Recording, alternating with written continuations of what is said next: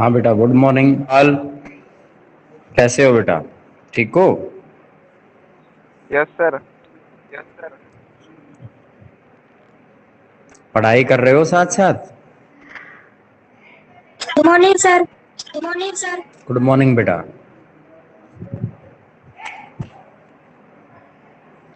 कल हमने 187 पेज तक पढ़ाया था बेटा, गोपुरम तक। 188 पे जो गोपुरम नजर आ रहा है वहां तक पढ़ाया गया है।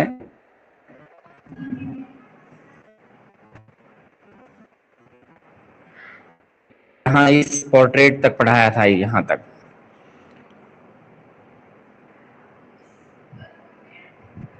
हाँ बेटा नेहा, क्वेश्चन पुट कीजिए जो आपने कल व्हाट्सएप पे किए थे ना, वो फटाफट से एक बार पूछिए।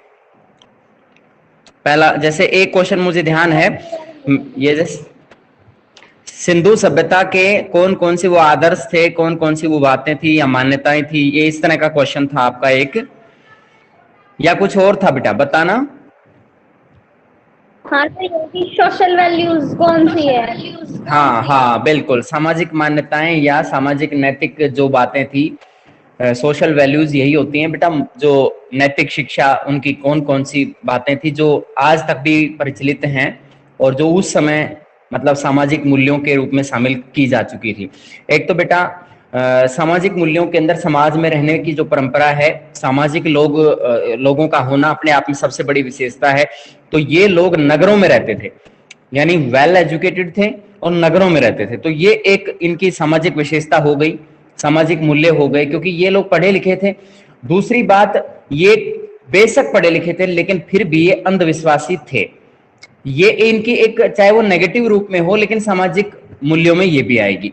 जैसे ताबीज मिले हैं बहुत सी जगह पर, तो उन ताबीजों से ये अंदाजा लगता है कि शायद ये विभिन्न प्रकार की परिस्थितियों में विश्वास करते थे इस तरह का, और इसलिए ये लोग ताबीज वगैरह रखते थे और प्रकृति पूजा करते थे। ये इनके सामाजिक मूल्यों में आ जाएगा। प्रकृति पूजा में जैसे पीपल के पेड़ की पूजा का खास तौर पे इन्होंने बताया है। और दूसरा है वृषभ की पूजा, जो बैल होता है उसकी वृषभ की पूजा करने के लिए बोला है पशुओं के अंदर। और दूसरे और पशुओं की भी पूजा होती थी लेकिन मेन इसकी वृषभ की पूजा को ज्यादा माना है इन्होंने। और दूसरी एक और बात है इसमें, गाय और घोड़े को ये इतना ज्यादा नहीं मानते थे। क्यों, हमें कैसे पता चलता है? क्योंकि इतने ज्यादा अवशेष इनके नहीं मिले हैं, गाय के और घोड़े के अवशेष नहीं मिले इतने ज्यादा। गाय के तो बहुत ही रेयर हैं और घोड़े के अवशेष एक दो स्थानों से मिले हैं, जैसे सुरकोटदा है गुजरात के अंदर, उस स्थान से मिले हैं। तो बाकी और भी जैसे हम शामिल कर सकते हैं इसके अंदर सामाजिक मूल्यों मान्यताओं के अंदर, जैसे कि ये लोग पशुपति की पूजा करते थे, आद्य शिव जी से कहा गया है, योगी की मुद्रा में जिसे बैठे दिखाया गया है और उसके चारों तरफ पशु चर रहे हैं। तो वो जो है शिव भगवान को ही एक प्रेरित है, वो शिव भगवान की पूजा के रूप में हम उसको ये मान सकते हैं, पशुपति देवता को उसके समतुल्य मान सकते हैं। और एक मातृ देवी की पूजा के लिए कहा है, जिसकी बहुत जगह से खुदाई के दौरान मूर्तियां मिली हैं। ये भी इनका एक सामाजिक मूल्यों का एग्जाम्पल इसमें मिलता है।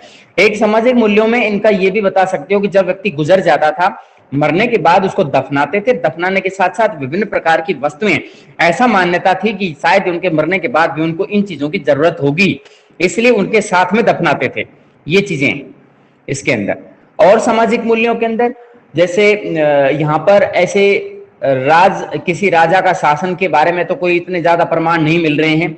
सामाजिक मूल्यों में जो रिवाज आज हमारे समाज के अंदर रहते हुए जिस तरह के परिचालन हम कर रहे हैं, इस तरह की सामाजिक मूल मान्यताएं उस समय भी थी। उस समय भी विभिन्न प्रकार की जातियां, विभिन्न प्रकार की नस्ल के लोग यहाँ पे रहते थे, क्योंकि दूसरे क्षेत्रों के लोग व्यापार के मकसद से हमारे यहाँ पे आए और वो यहीं बस गए, ये इस चीज का प्रमाण है। तो ये आपका क्वेश्चन इस तरीके से क्लियर हो रहा है। और बताओ बेटा, next question. Sir great bath के बारे में बताते हैं। बेटा ग्रेट बाथ, ये मोहनजोदड़ो में एक विशाल स्नानागार मिला है, जहां पर मतलब ये माना जाता था कि किसी विशेष उत्सव पर सारे समाज के लोग, सब लोग इकट्ठे स्नान करते थे। यहाँ इस स्नानागार के अंदर इस तरह की व्यवस्था थी, इसके अंदर साफ पानी भरा जाता था, गंदा होने के बाद उसको गंदे पानी को निकालने की व्यवस्था थी। और इसके साथ साथ एक गलियारे का निर्माण किया गया था और उस गलियारे के अंत पर लगभग 8 स्नानघर छोटे बने हुए थे, 8 स्नानघर और एक्स्ट्रा बने हुए थे। इसमें मान्यता है, शायद हो सकता है कि जैसे किसी ज्यादा भीड़ हो जाती हो इस वजह से ऐसा किया गया हो, या फिर महिलाओं के लिए ऐसी व्यवस्था की गई हो। लेकिन सार्वजनिक स्नान के अंदर भी महिलाओं का स्नान वहां भी होता था, इसमें कोई दो राय वाली बात नहीं है। और ये सामूहिक स्नान एक अनुष्ठान की तरह था। अनुष्ठान जैसे कि हम कोई विशेष अवसर पे इस तरह का वो करते हैं, जैसे नवरात्र के त्योहार हमारे यहाँ पे मनाए जाते हैं, और बहुत से ऐसे त्योहार होते हैं जिनके ऊपर इस तरह का स्नान होता है। जैसे गंगा की नदी के घाट पर विभिन्न प्रकार के, जैसे छठ पूजा होती है बिहार के अंदर, वो भी स्नान करते हैं। तो कई अवसर होते हैं इस तरह के, कुंभ के मेले में लोग स्नान करते हैं। तो किस विशेष अवसर पर इस तरह के ये लोग जो थे वो स्नान यहाँ पर स्नानागार में करते थे। और इसके अंदर ये नहीं था कि हाँ, एक जरूर है कि यहाँ स्नानागार के अंदर ऐसा ही एक स्नानागार वहां बना हुआ था यूरोप के अंदर, रोमन साम्राज्य में। तो वहां क्या था, उच्च जाति के लोग जो थे एलाइट ग्रुप के, उन्होंने उसे गलत माना था कि हम सब लोगों के साथ में स्नान नहीं कर सकते हैं। जो जैसे पुजारी वर्ग के जो लोग थे, उन्होंने कहा कि हम अपवित्र हो जाएंगे। तो हमारे यहाँ पे ऐसी व्यवस्था नहीं है। सिंधु घाटी सभ्यता से ये चीज का पता नहीं चला है कि जो जाति भेद या फिर धार्मिक विभेद, इस तरह की कोई जानकारी सार्वजनिक स्नान के माध्यम से हमें नहीं पता चलती है।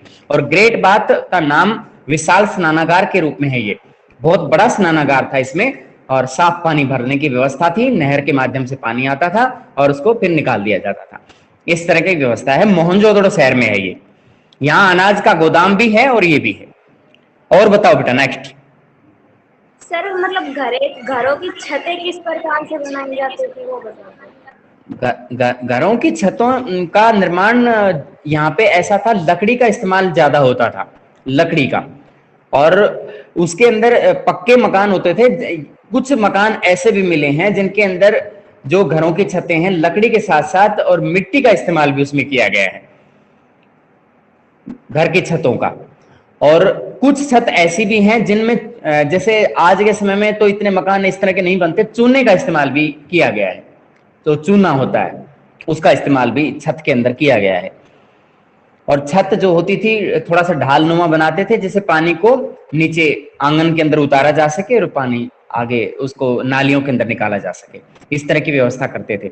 और मकान ज्यादातर एक मंजिला होते थे, और एक मंजिल से ज्यादा मकान, बहुत मतलब ज्यादा ऊंचाई के मकान बहुत ही रेयर थे, बहुत कम थे। और नीचे वाली मंजिल पर खिड़कियां नहीं होती थी, दूसरी मंजिल पर खिड़कियां होती थी। यहाँ इसमें एक स्थापत्य पे जिक्र अगर आप कर रहे हैं तो जो मेन मार्ग है उसके साथ में बना हुआ जो मकान है, उसके अंदर कुएं होते थे। जैसे राहगीर कोई भी व्यक्ति आता है तो वो पानी पी सके वहां पर। लेकिन इसकी एक व्यवस्था थी कि मेन गेट से अंदर का आंगन नहीं दिखता था। अंदर के आंगन में बैठ करके रुई वगैरह निकालने का काम महिलाएं करती थी, सूत काटने का, रुई निकालने का। यहाँ ये इस तरह के एग्जाम्पल्स मिलते हैं। पशु पालन खूब अच्छी तरह से ये लोग जानते थे। और इसके अलावा प्रकृति पूजा में सूर्य देवता की पूजा, चंद्रमा देवता की पूजा, इस तरह से ये इसको देवता के रूप में पूजते थे। यानी कई देवी देवताओं की मान्यता उस समय भी थी। और बताओ बेटा।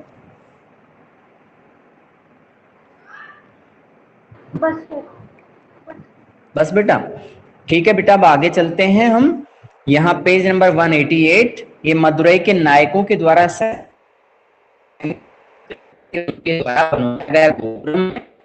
और बेटा एंट्री गेट होता है, इसको आप कोई भी व्यक्ति आप में से नहीं मानेंगे, कहीं आप इसके चित्र को देख करके ऐसा लगता है जैसे मंदिर हो, ये मंदिर नहीं है, प्रवेश द्वार है। अब आगे चलते हैं, महलों, मंदिरों और बाजारों का अंकन। एक चीज और बताओ बेटा, मेरा मानना यह है कि लेसन 1 में जैसे लगभग 30 क्वेश्चन बनाने में थोड़ा सा प्रॉब्लम तो होगी। तो मेरा मानना है कि अगर 2 लेसन दे दिए जाए तो कैसा रहे, क्योंकि एमसीक्यूज ही आने हैं, उसमें कोई बड़े क्वेश्चन तो आ नहीं रहे हैं। और ज्यादातर टीचर ने मैंने देखा है कि 2 चैप्टर तो कम से कम दे ही रखे हैं। तो आपकी क्या राय है, बोलो। ये कौन बच्चा बोलने की कोशिश कर रहा है, बोल नहीं रहा है क्या? अमृता बोल रही है क्या? बोलिए। एक ही लेसन चाहिए क्या आपको? एक बेटा ज्यादा कम है।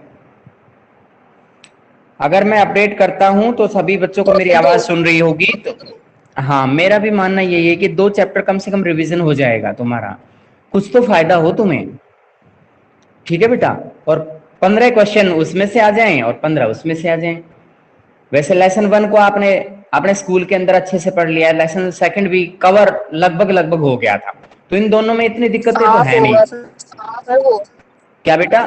हाँ, हाफ हो गया था, तो मोस्टली पार्ट जो उसका हो चुका था, कहने का मतलब है स्कूल के अंदर, क्योंकि 22-23 तक आप स्कूल आ रहे थे तो उस समय इतना तो हमारा काम हो ही गया था, तो उसका बेनिफिट उठाइए।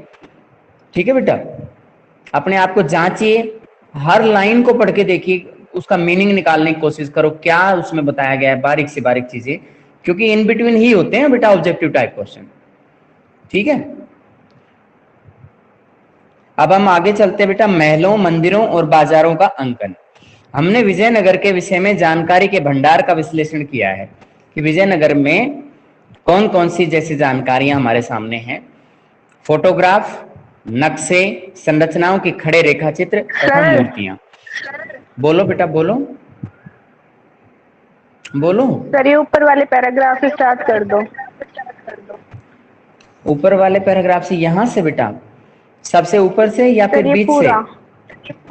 अच्छा, पूरा बताएं। ठीक है, ठीक है। देखिए बेटा, देखिए यहाँ पर कर्नाटक के अंदर देवता की पूजा के माध्यम से क्या बताने की कोशिश कर रहे हैं कि विजयनगर के जो शासक थे उन्होंने ऐसा किया कि स्थानीय जो परंपरा थी उसको भी उसमें जोड़ा और बाहर से कोई नई परंपरा का जो प्रभाव था उसको भी उसमें आत्मसात कर लिया, यानी मिला लिया।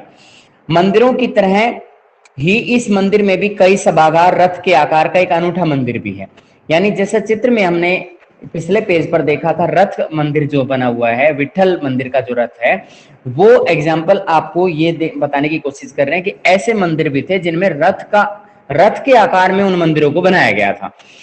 तो यहाँ ये पता चल रहा है कि मंदिरें, बहुत ही बड़ी संख्या में मंदिर यहाँ पे मिले हैं, और मंदिरों का जो परिसर था उसके बाहर बाहर कॉरिडोर होता था, और कॉरिडोर में यहाँ पे आगे बता रखा है मंदिर परिसरों की एक चारित्रिक विशेषता, यानी इसकी एक विशेषता थी रथ गलियां। रथ गलियां बनी होती थी, यानी हो सकता है कि इसके अंदर रथों का निर्माण इनके साथ साथ किया गया हो, जो मंदिर के गोपुरम से सीधी रेखा में जाती हैं। मंदिर का जो गोपुरम, जैसे इस तरह का जो गोपुरम है, उससे सीधा मंदिर की मेन जो बिल्डिंग है वहां तक इस तरह की रथ गलियां जाती हैं। इन गलियों का फर्श पत्थर के टुकड़ों से बनाया गया था। पत्थर के जो टुकड़े थे वो उन गलियों में सड़कों के रूप में बिछाए गए थे, और इन दोनों ओर स्तंभ वाले मंडप थे, यानी पिलर्स लगे हुए थे बेटा सड़क के दोनों तरफ, और इस तरह के पिलर्स के साथ साथ वहां पे दुकानें लगती थी। इनमें व्यापारी अपनी दुकानें लगाया करते थे, यानी गोपुरम से लेकर और मेन मंदिर की बिल्डिंग तक पहुंचने के दौरान, और उसके दोनों तरफ पिलर वाले मंडप बने हुए थे, उन मंडपों में व्यापारी दुकान लगाते थे। जिस प्रकार नायकों ने किलेबंदी की परंपरा रखा तथा और अधिक व्यापक बनाया, यानी यहाँ के जो शासक थे खासतौर पर उनके सैन्य कमांडर होते थे, तो वो लोग क्या करते थे, उन परंपराओं को बना के रखा जो पहले से चली आ रही थी। जैसे किलेबंदी की परंपरा है, इसकी महत्वपूर्ण विशेषताओं में से एक है कि ये यानी एक दीवार का घेरा बना के रखते थे, और जो बाउंड्री होती थी वहां पर दुर्ग भी बनाते थे, और दुर्ग के अंदर सैनिकों को रखा जाता था, अगर बाहर से हमला हो तो उसको तुरंत कंट्रोल किया जा सके। तथा और अधिक व्यापक बनाया, यानी ज्यादा से ज्यादा मात्रा में किलेबंदियों का निर्माण इन्होंने करके दिखाया। ठीक वैसा ही उन्होंने मंदिर निर्माण की परंपराओं के संदर्भ में भी किया, कि जैसा पहले इन्होंने बता रखा है कि किलेबंदी की जो परंपरा है वो बना के रखी, फिर उसके बाद में मंदिर निर्माण की परंपरा भी उन्होंने लगातार जारी रखी। किलेबंदी भी करते रहे, मंदिर भी बनाते रहे, यहां तक कुछ सबसे दर्शनीय गोपुरम का निर्माण भी स्थानीय नायकों के द्वारा किया गया। तो दर्शनीय जो एग्जाम्पल के रूप में यहाँ पे एक मंदिर गोपुरम का एग्जाम्पल आपके सामने है, ये मदुरई के नायकों के द्वारा बनवाया गया एक गोपुरम है, जो इस आपके पैराग्राफ को क्लियर कर रहा है। ये एक एग्जाम्पल है, यानी स्थानीय नायक ऐसा करते थे। आनुष्ठानिक स्थापत्य की पूर्ववर्ती परंपराओं को विजयनगर के शासकों ने कैसे और क्यों अपनाया, रूपांतरित किया। यानी जो अनुष्ठान चल रहे थे, जो बिल्डिंग बनाने की जो कला चल रही थी, उनमें पहले से चली आ रही परंपराओं में उन्होंने उनको क्यों अपनाया, कैसे अपनाया, और उसको कैसे रूपांतरित किया। मान लीजिए जैसे हमने ये चीज पढ़ी है, विजयनगर साम्राज्य में जितनी भी इमारतें, मंदिर वगैरह जो भी बने का इस्तेमाल उसमें होता था, मीनारें बनती थी, इससे साफ साफ पता चल रहा है कि इंडो इस्लामिक शैली का इस्तेमाल इन्होंने किया। क्योंकि इंडो इस्लामिक शैली का इसलिए किया क्योंकि इनके संबंध तुर्की देश के साथ और सऊदी अरब के साथ में होते थे, ये व्यापार करते थे, इसलिए वहां जैसी बिल्डिंगें बनती थी तो उनसे कुछ ना कुछ उन्होंने उदाहरण के स्वरूप यहाँ उस चीज को लागू किया। तो इस तरीके से बिल्डिंग का जो शैली है, जो डिजाइन है, वो उस तरह का नजर आता है। अब आते हैं हम महलों, मंदिरों और बाजारों के अंकन के रूप में। हम विजयनगर के विषय में जानकारी के भंडार का विश्लेषण किया है, यानी विजयनगर के विषय में जो जो जानकारी हमारे पास है उसको हमने एनालिसिस किया, फोटोग्राफ्स देखे, नक्शे देखे, जो जैसे कि विभिन्न प्रकार की इमारतें हैं, चाहे वो अस्तबल हो हाथियों का, चाहे वो विरूपाक्ष मंदिर का जो ढांचा है, तो हर एक का नक्शा बना हुआ है यहाँ पे, और एक संरचनाओं के खड़े रेखा चित्र बनाए गए हैं। यानी जो डायग्राम है, एक तो नक्शा होता है और एक होता है बेटा रेखा चित्र। तो रेखा चित्र बने हुए हैं, डायग्राम है यहाँ पर, और मूर्तियां भी इसके अंदर जगह जगह पर दिखाई गई हैं। तो यह सब कैसे खोजा गया, ये कैसे इन चीजों का पता लगाया गया कि कौन सी ऐसी तकनीक थी इतिहासकारों के पास जो इस तरह का वो ढूंढ पाए। मैकेंजी के द्वारा किए गए आरंभिक सर्वेक्षणों के बाद यात्रा वृत्तांत और जानकारी को एक साथ जोड़ा गया। ऐसा ये जो कॉलिन मैकेंजी थे आर्कियोलॉजिस्ट, उन्होंने क्या किया, सर्वे किया, सर्वे करने के बाद यात्रा वृत्तांत लिखे, उन्होंने एनेक्डोटल रिकॉर्ड्स लिखे, फिर उसके बाद में अभिलेखों में जो कुछ लिखा हुआ है, अभिलेखों से जानकारी जुटाई गई, दोनों की जानकारी को जुटाया गया, जोड़ दिया गया। यात्रा वृत्तांतों को जो कि किसी भी बाहर के यात्री के द्वारा जो लिख के चले गए हैं हमारे भारतीय इस विजयनगर साम्राज्य के बारे में, और अभिलेखों के बारे में, इन दोनों के वृत्तांतों को, दोनों की जानकारियों को जोड़ दिया गया। 20वीं शताब्दी में स्थान का संरक्षण भारतीय पुरातात्विक सर्वेक्षण और कर्नाटक पुरातात्विक एवं संग्रहालय विभाग के द्वारा किया गया। 20वीं सदी में इसका संरक्षण किसके द्वारा किया गया, भारतीय पुरातात्विक सर्वेक्षण के द्वारा। इससे पहले नहीं किया गया था, क्योंकि हमारे देश में जो एक्टिवली जो पार्टिसिपेशन किया है भारतीय पुरातात्विक सर्वेक्षण का, तो 20वीं सदी के अंदर ही हो पाया है। कर्नाटक के अंदर भी अलग से एक पुरातात्विक और संग्रहालय विभाग स्थापित किया गया है, तो उसके द्वारा भी इसको संरक्षित किया गया है। किसको, ये किसके विषय में जानकारी दे रहे हैं, ये विजयनगर साम्राज्य के विषय में। ठीक है बेटा, भारतीय पुरातात्विक सर्वेक्षण विभाग भी, कर्नाटक पुरातात्विक संग्रहालय भी, इन दोनों ने मिलकर काम किया, दोनों ने अपने अपने तरीके से इसको संरक्षित करने का काम किया। अब आपके बारे में ये क्वेश्चन आता है कि भी विजयनगर साम्राज्य को किस तरह प्रकार से संरक्षित किया गया है, या उसकी जानकारी को कैसे संरक्षित किया गया, कैसे जोड़ा गया, कैसे जुटाया गया, तो उस तरह की जानकारी को हम बता सकते हैं। इस पैराग्राफ में उसका आंसर दिख रहा है। 1976 में हम्पी को राष्ट्रीय महत्व के स्थल के रूप में मान्यता मिली। इसको आप अंडरलाइन कर सकते हैं, ये इंपॉर्टेंट भी है। ठीक है बेटा, 1976 में हम्पी को राष्ट्रीय महत्व का स्थान घोषित कर दिया गया था हमारी गवर्नमेंट के द्वारा।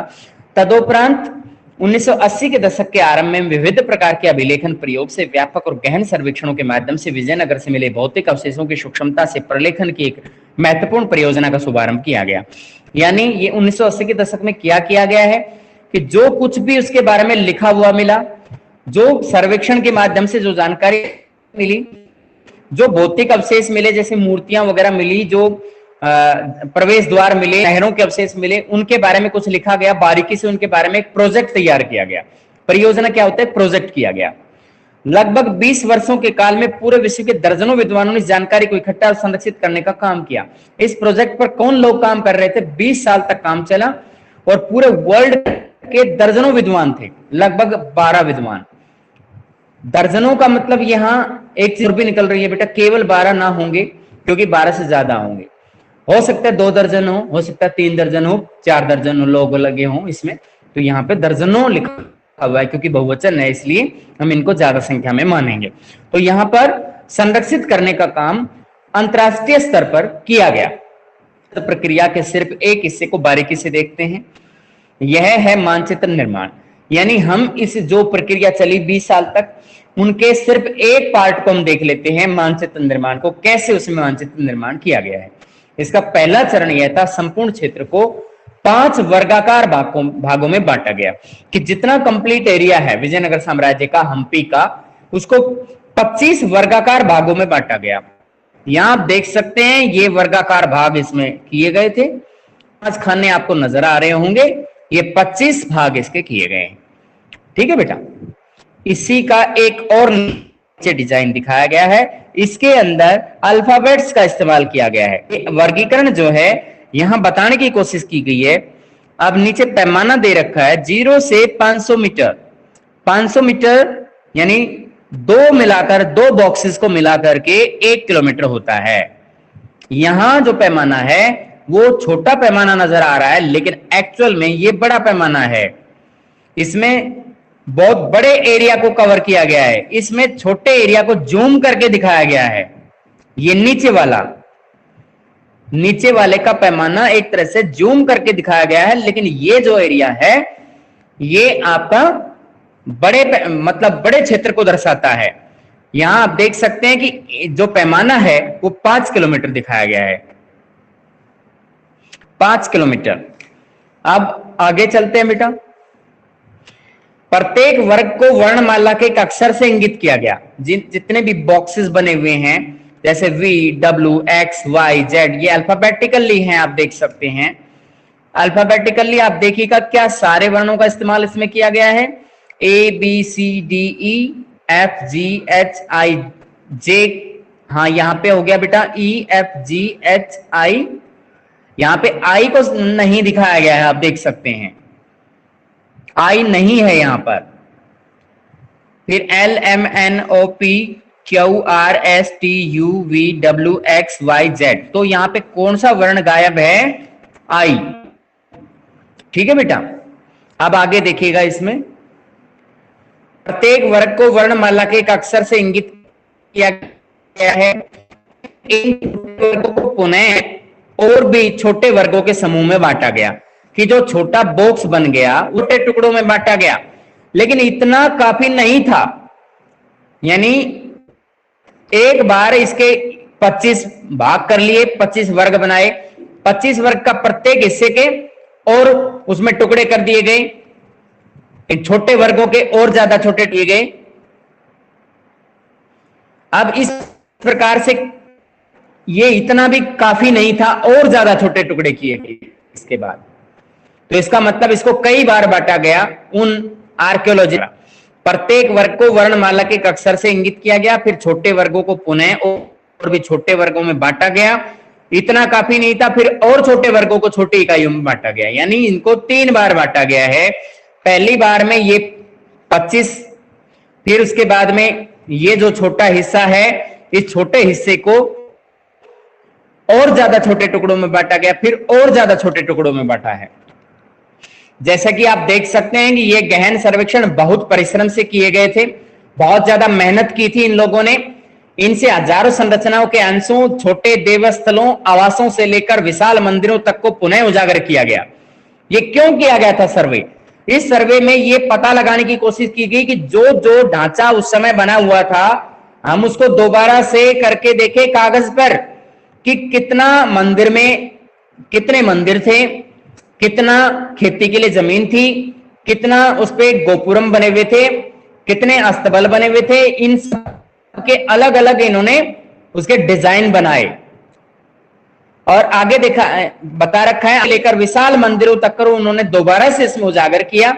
उनका प्रलेखन भी किया गया, उनको कहीं पर अलग से लिख भी लिया गया, और इन सब के कारण सड़कों, रास्तों, बाजारों आदि के अवशेषों को पुनः प्राप्त किया जा सका है। यानी जो रास्ते धूमिल हो चुके थे, सड़कें धूमिल हो चुकी थी, बाजार धूमिल हो चुके थे, उनके अवशेष दोबारा से ढूंढे गए। इन सभी की स्थिति की पहचान स्तंभ आधारों और मंचों के माध्यम से की गई है। कैसे पता लगाया गया? स्तंभ के आधार से पता लगाया गया। जो पिलर्स के जो नीचे बेस होता है उससे अंदाजा लगाया गया, क्योंकि बेस खत्म नहीं होता। बेस की जब खुदाई की जाती है तो पता चल जाता है कि ये कोई पिलर होता था, पिलर टूट गया है लेकिन पिलर का आधार बच गया है, या फिर कोई मंच है, मंच के माध्यम से उसकी पोजीशन का पता लगाया गया। एक समय जो बाजार जीवंत थे, मतलब जो उस समय की बात की गई है जब विजयनगर साम्राज्य उस समय अस्तित्व में था, तो उस समय बाजार जीवंत होते थे, यानी ये संजीदा थे। मतलब यहाँ पे भीड़ लगती थी, वस्तुएं बिकती थी, उनका बस अब यही कुछ बचा है। अब यही हमारे पास एक प्रूफ है जिसके बारे में हम जानकारी जुटाते हैं। अब विजयनगर स्थल का विस्तृत मानचित्र ऊपर दिखाया गया है दाएं। यहां ये विजयनगर साम्राज्य का बड़ा मानचित्र है, विस्तृत मानचित्र दिखाया गया है। जो ये मानचित्र है विस्तृत मानचित्र है, इसको हम एक्सटेंसिल कार्टोग्राफी का एक नमूना मानेंगे। ये मानचित्र है बेटा, ये मैप पूरे विजयनगर का है। अंग्रेजी वर्णमाला का कौन सा अक्षर प्रयोग नहीं किया गया, तो इसमें मैंने बता दिया था आपको, आई प्रयोग नहीं किया गया। मानचित्र में दिए गए पैमाने का प्रयोग करते हुए किसी एक छोटे वर्ग की लंबाई नापे। अगर मानचित्र में जो पैमाना दे रखा है, जैसे कि इन्होंने, बोलो बेटा बोलो। यस सर, ये पैराग्राफ दोबारा बता दो, समझ नहीं आया। लास्ट वाला पैराग्राफ सर, ये पूरा ही समझ नहीं आ रहा। इसमें ऐसी तो कोई बात नहीं बेटा, सिंपल है बिल्कुल, बता रहा हूं, इसको भी ध्यान देखिए बेटा। इसमें सबसे पहले वाले पैराग्राफ में तो मैकेंजी के द्वारा जो आरंभिक सर्वेक्षण किए गए थे या अभिलेखों के जरिए जो जानकारी मिली थी उसको जोड़ा गया है, ताकि इसके बारे में ज्यादा से ज्यादा जानकारी जुटा सके। अब इसी पैराग्राफ में हमें यह पता चलता है कि भारतीय पुरातात्विक सर्वेक्षण विभाग ने इस विजयनगर साम्राज्य का संरक्षण करना चाहा, तो उन्होंने इसे महत्व दिया। उसमें किस का सपोर्ट थी? भारतीय पुरातात्विक सर्वेक्षण विभाग की, और दूसरा है कर्नाटक पुरातात्विक और संग्रहालय विभाग की। इन दोनों ने मिलकर के विजयनगर साम्राज्य के अवशेषों को जुटाया, उसका संरक्षण किया, उसको बर्बाद होने से बचाया, उसके बारे में ऐतिहासिक जानकारियां जुटाई। फिर क्या हुआ, 1976 में इसको नेशनल लेवल का एक इंपॉर्टेंट साइट घोषित कर दिया गया, और इसका नाम क्या है? हम्पी। यानी हम्पी को 1976 में, ये हम्पी विजयनगर का ही दूसरा नाम है, विजयनगर शहर का दूसरा नाम है, तो इसको उस समय एक महत्वपूर्ण राष्ट्रीय महत्व का स्थल घोषित किया गया। फिर क्या किया गया, 1980 में एक प्रोजेक्ट का काम शुरू किया गया। उस प्रोजेक्ट में क्या क्या किया गया था? रिपोर्ट तैयार की गई, फिर उसको बहुत ही अच्छे तरीके से सर्वे किया गया। सर्वे करने के बाद में जो भी भौतिक अवशेष बचे हुए थे, जैसे कहीं पर कोई पिलर का अवशेष बच गया, कहीं पर जैसे कि नहर का कोई अवशेष बच गया, तो उन अवशेषों से जुटाने की कोशिश की गई। कुछ मंदिरों के अवशेष मिल गए हैं, तो उसे बारीकी से लेकर के उसको एक एक चीज प्रोजेक्ट में डाल दी गई। और उस प्रोजेक्ट पे काम करने वाले कितने लोग थे? यहाँ पे दर्जनों विद्वान लिख रखे हैं, तो इसका मतलब हो सकता है कि 2 दर्जन हो, 3 दर्जन हो, इतने लोगों ने मिलकर के काम किया। आगे बता रहा काम कैसे किया गया, तो सारे डिटेल को तो बताना मुश्किल होता है, लेकिन इन्होंने इसके एक पक्ष को लिया है, और एक पक्ष है इन्होंने इसका मानचित्र निर्माण की जो प्रक्रिया थी इस प्रोजेक्ट को बनाने के दौरान, तो उस प्रोजेक्ट को बनाने के दौरान इसको इन्होंने बताया कि पूरे वर्ग को 25 भागों में बांटा गया। विजयनगर साम्राज्य के एरिया को 25 भागों में, वर्गाकार भागों में बांटा गया, जो आपके सामने है। इनके अंदर आई नाम का वर्ण का जो वर्ग है वो नहीं है, बाकी सारे वर्ण बताए गए हैं। आई को क्यों साइलेंट किया गया? क्योंकि एक वर्ण को तो किसी को साइलेंट करना ही था, एक को तो करना ही था, क्योंकि भाग तो 25 है, वर्णमाला में अक्सर 26 होते हैं, इसलिए एक को तो छोड़ना ही था। तो इन्होंने बीच में से किसी एक वर्ण को गायब करने की मतलब इन्होंने छोड़ दिया उसे, आई को, और बाकी 25 आपके सामने हैं। ये पूरे विजयनगर साम्राज्य का मानचित्र आपके सामने है। फिर उसके बाद में इतना करने से काम नहीं चला, ज्यादा जानकारी नहीं मिल रही थी, और छोटे भाग किए गए, उसके और छोटे छोटे टुकड़े कर दिए गए। फिर उससे भी नहीं काम चल रहा था, और ज्यादा छोटे टुकड़े किए गए, छोटी छोटी इकाइयों में से बांटा गया, ताकि ज्यादा से ज्यादा जानकारी इनको मिले। अगले पैराग्राफ में बताया गया कि यहां पर बहुत ही बड़ी संख्या में जो सर्वेक्षण का काम चल रहा था, बहुत मेहनत से काम कर रहे थे, तो उसमें मंदिरों का, आवासों का जो भी संरचनाएं मिल रही थी, जो ढांचे मिल रहे थे, उनको दोबारा से ढूंढने की कोशिश की गई, उनकी रिपोर्ट तैयार की गई, सड़कों को, रास्तों को ढूंढने की, बाजारों को ढूंढने की कोशिश की गई, और उनका अंदाजा कैसे लगाया गया? पिलर के जो बेस होते थे उनसे, और मंचों के माध्यम से इस चीज का पता लगाया गया। यानी ये कभी मंदिर के पास जो गोपुरम से लेकर के मेन मंदिर की साइड तक बाजार लगते थे, उस समय बहुत ज्यादा भीड़ जुटती थी, बाजार में वस्तुएं बिकती थी, लेकिन आज के समय में सिर्फ ये इतना ही बचा हुआ है, अवशेष के रूप में हमारे सामने है। यहाँ हम देख सकते हैं हम्पी यहाँ पे लिखा हुआ है, विजयनगर साम्राज्य का मुख्य जो भाग है, केंद्र बिंदु। यहाँ कमलापुरम लिखा हुआ है, यहाँ कादिरापुरम लिखा हुआ है, नगेनतली है, अनंत सायनपुरी है, ये हॉस्पेट है। तो छोटे छोटे कस्बे यहाँ पर देखने को मिलते हैं, और ये जो क्षेत्र है विजयनगर साम्राज्य का एरिया बयान करता है। अब आगे बता रखा है विजयनगर साम्राज्य का ऊपर जो मानचित्र दिखाया गया था ये पूरे कंप्लीट एरिया का है, इसमें एक वर्ण गायब है वो मैंने आपको बता दिया।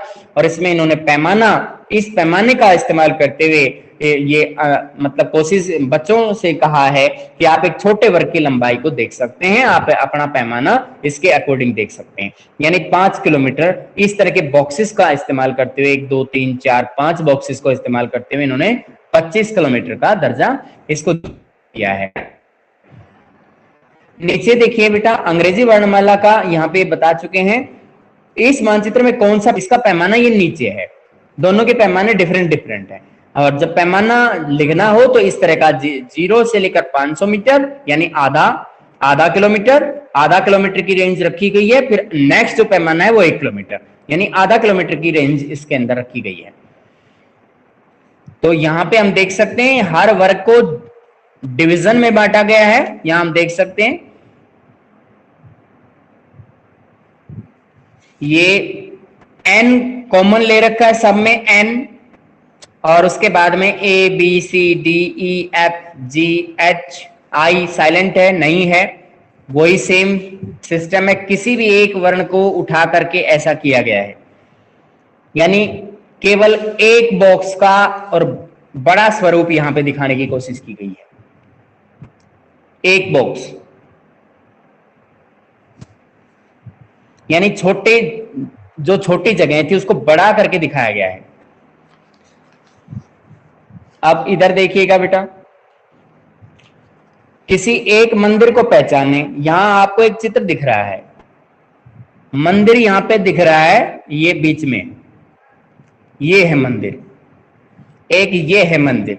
तो इनमें से किसी भी एक मंदिर को पहचानने के लिए बोला है। मंदिरों की कोई कमी नहीं है, इसमें जगह जगह मंदिर बने हुए थे। किसी एक मंदिर को पहचाने, दीवारों, केंद्रीय देवालय, मंदिर तक जाने वाले रास्तों के अवशेषों को खोजिए। आप इसमें पता लगाए कि जो मार्ग है वो देवालय तक कैसे पहुंचता है, मंदिर तक कैसे पहुंचता है। मानचित्र पर उन वर्गों को नाम दीजिए जिनमें मंदिर का नक्शा स्थित है। आप उन वर्गों को ये बता सकते हैं कि जिसमें मंदिर का नक्शा जहां पे दिया गया है, तो उन वर्गों को नाम दीजिएगा। तो जैसे एक मंदिर का डिजाइन है वो इसमें है, तो आप इसको नाम ऑलरेडी दिया हुआ है, जी है ये, और उसके बाद में ये है, ठीक है बेटा। एच जो बॉक्स है इसके अंदर मिल रहा है, एच और जे का दोनों का मिक्सर मान सकते हैं क्योंकि इसकी बाउंड्री वहां तक फैली हुई है। नीचे हम एक और भी देख सकते हैं, यहां पर दिया गया है जो कि वाई नाम का जो बॉक्स है उसके अंदर भी। तो जहां भी इस तरह के गोल दायरे बना रखे हैं वो वहां तक पहुंचने के रास्ते हैं, क्योंकि ये घाटी नुमा प्रदेश था, इसके अंदर बिल्कुल समतल लेवल की जमीन नहीं थी, ऊंची नीची जमीनें होती थी। आगे देखिए बेटा, John M Fritz, George Mitchell, M S Nagaraj Rao, 3 व्यक्तियों का नाम यहां पे है जिन्होंने इस स्थान पर वर्षों तक काम किया। इस विजयनगर साम्राज्य पर इन 3 विद्वानों ने काम किया। इन्होंने जो लिखा वह याद रखना महत्वपूर्ण है। विजयनगर के स्मारकों के अपने अध्ययन में हमें नष्ट हो चुकी लकड़ी की वस्तुओं, स्तंभ, टेक जिन्हें ब्रैकेट कहा गया है, धरन, भीतरी छत, लटकते हुए छज्जों के अंदरूनी भाग और मीनारों की एक पूरी श्रेणी की कल्पना करनी पड़ती है जो प्लास्टर से सजाए और संभवतः चटकीले रंगों से चित्रित थे। इन्होंने जो भी चीजों का नाम यहाँ पे लिखा है, विजयनगर के स्मारकों के विषय में बताया कि जो स्मारक बने हुए हैं या फिर जो मंच बने हुए हैं उनके अंदर जो जो चीजें लगी हुई हैं, जैसे लटकते हुए छज्जे हैं या भीतरी छत का इस्तेमाल किया गया है, स्तंभ बने हुए, पिलर्स है, कोई भी चीज उसके अंदर है, तो वो जो चीज है वो एक उससे हम कल्पना करके देख सकते हैं कि ये जो भवन बना था वो कैसा रहा होगा। तो शायद इसमें लगता है कि प्लास्टर से सजाया गया था और उसमें चटकीले रंगों का इस्तेमाल उस समय किया गया था। आज के समय में तो वो मौजूद नहीं है। हालांकि लकड़ी की संरचनाएं अब नहीं है, केवल पत्थर की संरचनाएं अस्तित्व में, क्योंकि पत्थर को दीमक नहीं खाती है, लकड़ी को दीमक खा जाती है, इसलिए लकड़ी समाप्त हो चुकी है। यात्रियों द्वारा पीछे छोड़े गए विवरण उस समय के स्पंदन से पूर्ण जीवन के कुछ आयामों को पुनर्निर्मित करने में सहायक होते हैं। अब यात्री अपने पीछे जो भी यात्रा वृत्तांत लिख के गया है, तो उससे उस समय के जीवन के बहुत ऐसे आयाम हैं, बहुत से ऐसे पहलू हैं जिनको हम दोबारा से रिकंस्ट्रक्ट कर सकते हैं, दोबारा से हम जोड़ सकते हैं, जानकारी जुटा सकते हैं, इतिहास को लिख सकते हैं, समझ सकते हैं। ठीक है बेटा, अगर हम यात्रियों के इन वृत्तांतों पे कोई ध्यान ना दें तो हमारे पास इतने अवशेष आज के समय में विजयनगर साम्राज्य के नहीं रह गए। यहां देखिएगा बेटा, ये ऊपर इसका पैमाना दिया गया है और नीचे दिखाया गया है एक नक्शा। यहां पे एक नक्शे को देखिएगा, यहां देखिए मंदिर का नक्शा है, गोपुरम, सभागारों, स्तंभावलियों, केंद्रीय देवालय को पहचाने। बाहरी प्रवेश द्वार से केंद्रीय देवालय तक पहुंचने के लिए आप किन भागों से होकर गुजरेंगे? अगर आप किसी बाहर के क्षेत्र से आ रहे हैं और आपको इस मंदिर में जाना है, केंद्रीय देवालय है ये भाग है, तो आपको कहां कहां से होकर के गुजरना पड़ेगा बताइए। तो इसमें मार्ग हैं, कई मार्ग बने हुए हैं। जैसे एक मार्ग है ये, इसके सामने इधर से निकला जा सकता है। एक मार्ग है ये, इधर से आया जा सकता है। एक मार्ग है ये, इधर से आया जा सकता है।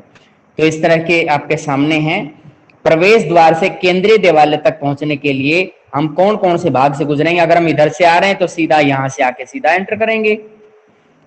अगर मान लीजिए यहाँ पे ये ऐसा महसूस हो रहा है कि शायद ये दरवाजे का रूप ना होकर के, और अगर ऐसा है कि ये दरवाजा नहीं है, यहाँ बैरिकेड लगे हुए हैं, बंद कर दिया गया है, ऐसा है अगर, तो हम यहाँ इस दरवाजे से आ सकते हैं, क्योंकि ये दरवाजा इधर खुला हुआ है और ये इधर से भी आया जा सकता है। तो दोनों तरफ से इसके अंदर प्रवेश पाया जा सकता है। यहां तक बताओ बेटा, कोई प्रॉब्लम है तो? सर बोलो। हाँ, टेस्ट के लिए एक ही चैप्टर दे दो। Only one? तो बेटा तो क्योंकि तो बहुत बड़ा है फर्स्ट चैप्टर। ठीक है बेटा, कोशिश करते हैं। अगर उसमें मान लो 30 क्वेश्चंस बनाने भी तो है ना मेरे को। बेटा ये नेहा है क्लास में अब तक? बहुत इजीली। नेहा, हाँ बेटा, एक मैं ये कह रहा हूँ, आपके पास कोई हेल्प बुक है? एमबीडी वाली है। एमबीडी की है? तो आप उसमें से एमसीक्यूज के और जो छोटे क्वेश्चंस हैं, खास तौर पे एमसीक्यूज वाले कितने क्वेश्चन हैं आप देख के बता सकते हो इस समय? सर बुक अभी मेरे पास नहीं है, नीचे है। चलो कोई बात नहीं, बाद में बताना फिर, ठीक है? बाद में बता देना, कोई बात नहीं। लेकिन अगर उसमें से बन जाएंगे तो मैं कोई बात नहीं, मैं एक में से भी दे दूंगा। लेकिन मान लो अगर नहीं बने तो बेटा हो सकता है कि दूसरे में देने पड़े मजबूरी में, वो मैं बता दूंगा। वैसे आपको ऐसा नहीं होगा कि बिना बताए दे दिए, ठीक है? Okay sir. हाँ, ये आप पूछ रहे थे मिट्टी का यूज क्यों किया गया था। बेटा ये कुछ इस तरह के मकान थे जिनके अंदर जैसे कि जो बड़ी बड़ी ईंटें लगी हुई हैं, दीवारों के अंदर भी ईंटों का इस्तेमाल किया गया है, तो छत के अंदर मिट्टी का यूज तो आज के समय में भी कहीं कहीं हमने देखा है। जैसे आपने सुना हो कभी, जब लेंटर डाला जाता है तो लेंटर के अंदर जैसे पहले शैटरिंग करते हैं, फिर लेंटर डाल देते हैं और उसके ऊपर एक पॉलिथीन बिछाते हैं और पॉलिथीन के ऊपर थोड़ी मिट्टी डाली जाती है और मिट्टी डालने के बाद उस पर ईंटें बिछाते हैं ताकि लेंटर गर्म ना हो। तो इस तरह का जब निर्माण आज भी हो रहा है तो उस समय क्यों नहीं हो सकता था?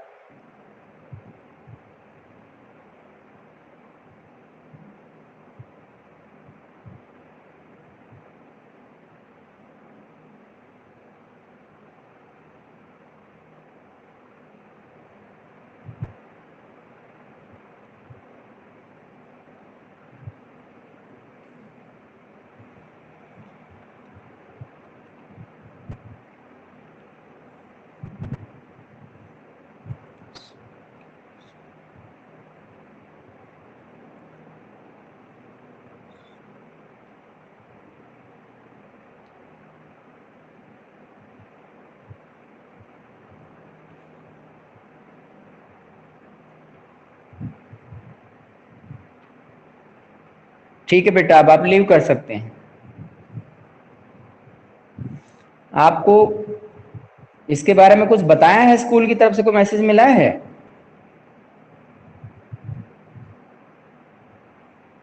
डेट शीट तो मिल गई है ना सभी बच्चों को? सर ठीक है, तो अपनी तैयारी करनी शुरू कर दो बेटा। ठीक है, कर सकते हैं लीव बेटा। ओके